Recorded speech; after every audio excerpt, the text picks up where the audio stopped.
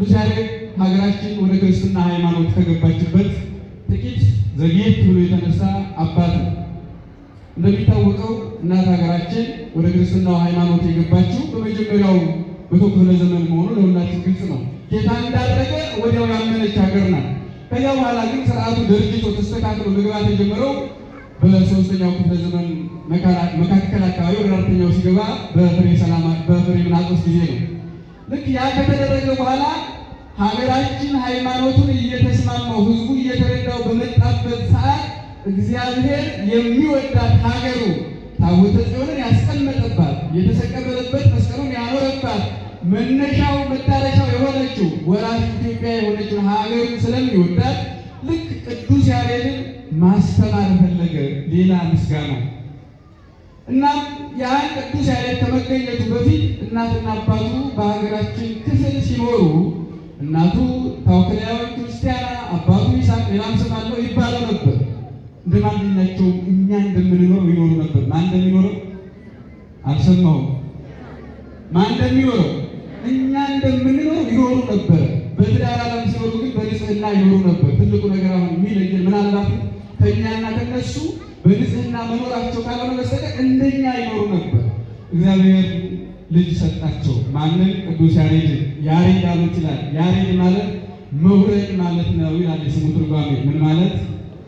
አልሰማሁም። መውረድ ማለት ነው። ይህ ስም ቀድሞ በኦሪት ዘመን እስራኤላውያን ከእስራኤላውያን በፊት በዘመነ ብሉይ ከዛም አልፎ በሕገ ልቡና ያሬድ የሚባል ሰው ነበረ።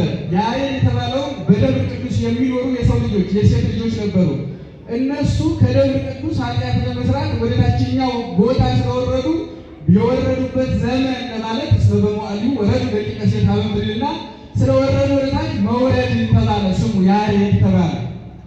በዚህኛው ያሬድ ጊዜ ግን ሌላ ምስጢር ከሰማይ የሚወርድበት ስለሆነ በትንቢት መልክ ያሬድ ብለው ስሙን በቤተ ክርስቲያን አወጡለት ይላል። ማን ብለው አልኳችሁ?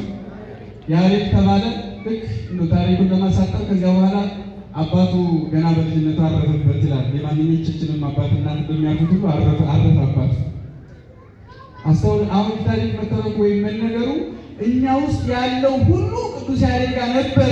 ፈተናው፣ ውጣ ውረዱ፣ መከራው ግን ያን ሁሉ አልፎ በጽናትና በትዕግስት እንዲህ ያለውን ምስጋና የኪሩቤልን ዝማሬ ለመዘመር በቃ እንዲህ ያለ መሆን ነው የቅዱስ ያሬድ ሕይወት የሚያስፈልገን።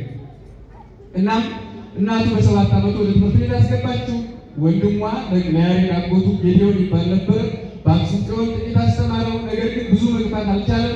ያው ታሪኩ በስፋት እንደሚታወቅ ከዚያ በኋላ ትምህርት ሲጸነው አልገባ ልረዳ ሲለው በጣም መግፋት ሲያቅተው መምህሩ ጌዴዎን ወይም አጎቱ የቅርብ ወዳጁ ነውና ማለትም የእህቱ ልጅ ስለሆነ ስለሚቆጣጠረው እንዲያው ግርፋቱን ሲበዛበት ልጅህን ቅጣው ብሎ ሰሎሞን እንደተናገረ እንዲማርለት ማለት ነው። ሲቀጣው ስልችት ብሎት ወይም ተመሮ ለጊዜው ወደ እናቱ ለመመለስ አሰበ ይላል። ወደ ማን ለመመለስ?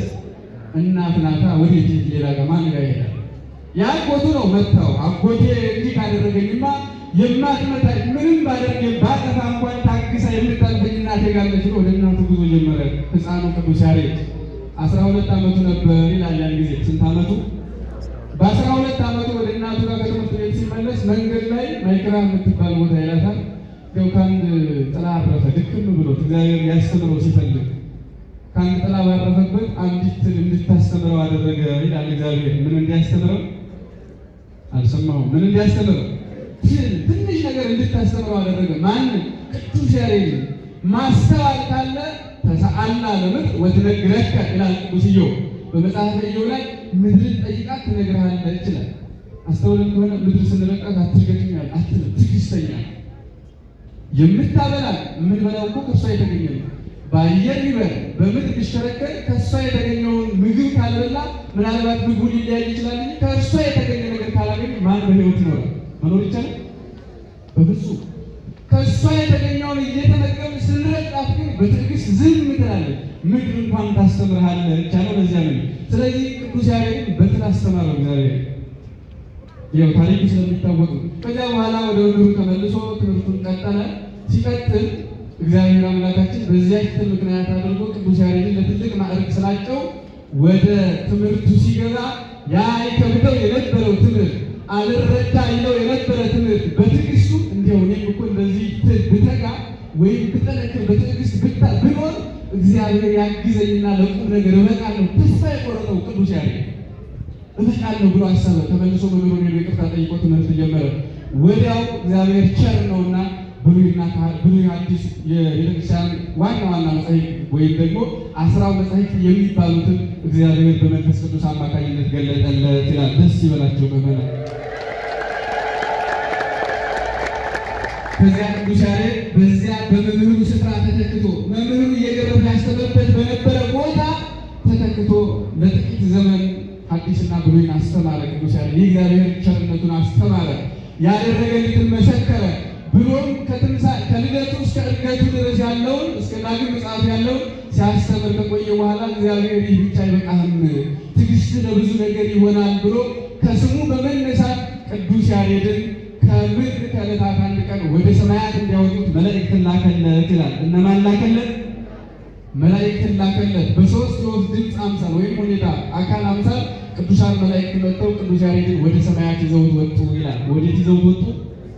በነገራችን ላይ የሰው ልጅ መነሻው ምድር ይሁን እንጂ መዳረሻው ሰማይ ነው። ወደ ሰማይ መውጣት ቆሞ መሄድ በራሱ ሰማያዊነትን የሚያስረዳ ስለሆነ ልክ ቅዱስ ያሬድ ልቡ ወዳለበት ወደ ሰማያት ቅዱሳን መላእክት በወፍ አምሳል መጥተው ይዘውት ወጡ።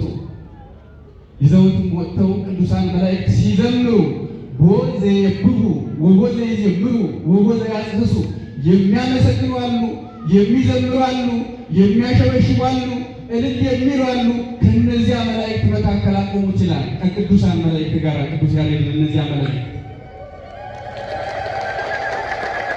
ሲያቆሙት ቅዱስ ያሬድ ልክ ሊቀላቀላቸው ምስጋናቸውን ምስጋናው ሊያደርግ ክብራቸውን ክብሩ ሊያደርግ ተመኘ። ከምስጋናው ጣዕም የተነሳ በነገራችን ላይ እኛ እንኳን እንደው በድካም አንተ ቤታችን ስናመሰግን እዚህ ስንዘምር ምስጋናው እንዴት ደስ ይላል። የቅዱስ ያሬድ በዚሁ በድካም እንኳን የምናመሰግነው ምስጋና። ቅዱስ ያሬድ ግን በንጽህናና በቅድስና እግዚአብሔር ካዘጋጃቸው ለምስጋና ከሚኖሩ ረፍት ምስጋናቸው ምስጋና ረፍታቸው ሄኖክ እንደሚናገረው አኮቴቶም ረፍቶም ወረፍቶም አኮቴቶም ረፍታቸው ምስጋና የሆነላቸው ምስጋናቸው ረፍት የሆነላቸው መላእክት ሲያመሰግኑ ቅዱስ ያሬድ በምስጋናቸው ተመሰጠ ይላል። በዚያ በሰማያት ከምድር ተነስቶ ወጣ። እንደገና በዚያም እግዚአብሔር የመላእክት ምስጋና ሲያሰማው ምስጋናቸውን ሻው ተመኘው።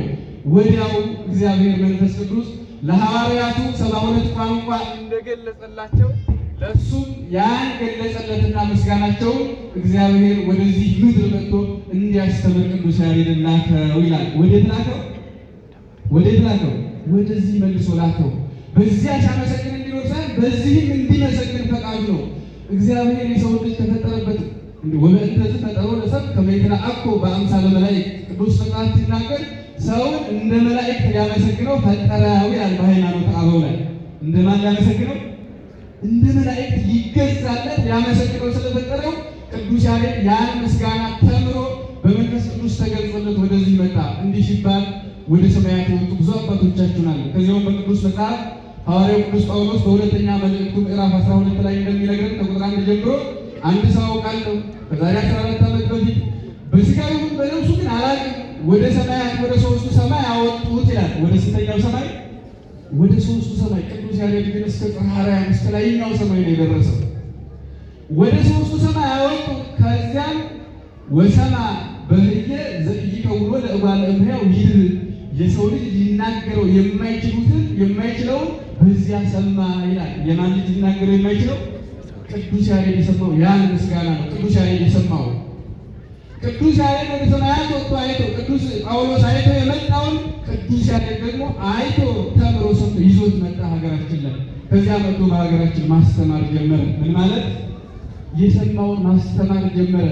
ያስተማረውን ደግሞ ይኖረው ጀመረ። ያን የሚያስተምረው ትምህርት ደግሞ በሀገራችን ሲያስተምረው ስለ ክርስቶስ ነገሩ ሁሉ እንዲሆን ጸናጽሉ፣ መቋሚያው፣ ከበሮ አጠቃላይ ቤተክርስቲያን ዜናው ሳይቀር ምልክቱ ሳይቀር ክርስቶስን ድፋቱ፣ ጭረቱ የመሳሰለው ሊቃውንት ያን ሁሉ አስተምሮ ለተማሪዎቹ አሳለፈ። ቅዱስ ያሬድ ከየት ባገኘው? ከእግዚአብሔር መንፈስ ቅዱስ በተሰጠው። በዚያም መሰረት ቅዱስ ቤተክርስቲያን ታመሰግንበታለች። እግዚአብሔር በማን ምስጋና? በመላእክት ምስጋና። ለዚያም ነው ልበ አምላክ ክቡር ዳዊት በመዝሙር 73 ቁጥር 12 ጀምሮ ሲናገር ይላል ወሀብኩሙ ሲሳዮሙ ለሕዝበ ኢትዮጵያ፣ ለኢትዮጵያ ሰዎች ምግባቸውን ሰጣቸው ይላል። ምናቸውን ሰጣቸው? ምን ለሀገራችንማ ምግባችንን ሲሰጠን ስጋዊ ነው እንዳልነው ስጋዊ ከሌሎቹ ይልቅ እኛ እንራባለን። በስጋ ከሆነ ምናልባትም በቸርነቱ እንጠግባለን እንጂ ከሌሎቹ ይልቅ ድሆች ነን። ግን ለእኛ ለሀገራችን ምግባችንን የሰጠን ሰማያዊውን ምግብ ነው። በቅዱስ ያሬድ በኩል ወደ እኛ የመጣው መዝሙር ያ ምስጋና እንደ መላእክት ምግብ የሚሆን መዝሙርና ምስጋና ስለመጣ ምግባቸውን ሰጣቸው። በሌላ መዝሙር ምን አለው? የሰው ልጅ የመላእክትን ምግብ በላ ይላል። የማን ምግብ በላ? መዝሙር 77 ላይ። ስለዚህ ያ የመላእክት ምግብ ደግሞ ዝማሬ ነውና በቅዱስ ያሬድ በኩል ለእኛ መጥቶ ተሰጠን። እኛም እየተመገብነው እስከ ዛሬ ያለን። ስለዚህ ያሬድ ካህን ሰበከ ትንሣኤው እንዲያውም አልቦ እምቅድሜሁ ወአልቦ እምድኅሬሁ ይላል ሲጀምር ቃሉ። ከሱ በፊትም የለ ከሱ በኋላም የለ ማህሌታዊ ሰው ዘከማሁ፣ እንደርሱ ያለ ማህሌታዊ ከመላእክት የተማረ እንደሱ ያለ ማንም የለ ነው የሚለው ቃሉ። ምክንያቱም ቅዱስ ሰሎሞንን አምላካችን በመጽሐፈ ነገሥት ሁለተኛ ምዕራፍ 3 ስትመለከቱ ከአንተ በፊትም ከአንተ በኋላም የተነሱት የሌላቸውን ጥበብ ሰጠሁ እንዳለ ሁሉ ለቅዱስ ያሬድ ደግሞ ከሱ በፊት ያልነበረ ከሱ በኋላም ሌላ ሰው የማይኖረው ምናልባትም ተማሪዎቹ የእሱ ደቀ መዛሙርት ብቻ የሚያውቁትን ምስጋና ሰጥቶታልና እንዳንተ ማንም የለም። እንዳንተ ያለ ማለት ያሬድ ካህን ሰበከ ለክርስቶስ ሰበከ የክርስቶስን ትንሣኤውን አስተማረ ካለ በኋላ እያአቱ ሰው እንስሳ ምነሰላሴ ከቅዱስ ያሬድ ምስጋናዎች እዝብ ግዕዝ አራራይ ከሚባሉ የማንኛውም የእንስሳውም ቢሆን የሰው ልጅ ምስጋናው ቢሆን የሚጮኸው ጩኸት ቢሆን ከሶስቱ ዜማዎች አይወጣም ብለዋል። ያ ማለት የቅዱስ ያሬድ ምስጋና ሊቃውንቱን እንደሚያውቁት ለዛውን የሚጮኸው ጩኸት ይህ እዝል ነው፣ ይህ ግዕዝ ነው ብለው የትኛውን ሁኔታ ይለዩታል እነሱ በተማሩት ትምህርት። ስለዚህ ቅዱስ ያሬድ አምላካችን እግዚአብሔር ትንሣኤውን ሊያስተምርበት ሞቱን እርገቱን ዳግም ምጽአቱን ሊያበስርበት ካደረጋቸው ሐዋርያት አንዱ ሐዋርያ፣ በዚያም ላይ መዘምር፣ በዚያም ላይ ሊቅ፣ በዚያው ላይ መምህር ነውና እሱን የሰጠን አባታችን እግዚአብሔር ለስም አጠራሩ ክብር ምስጋና ይግባው። የቅዱስ ያሬድ በረከት ይደርብን። ወስብሐት ለእግዚአብሔር። ይቆየን።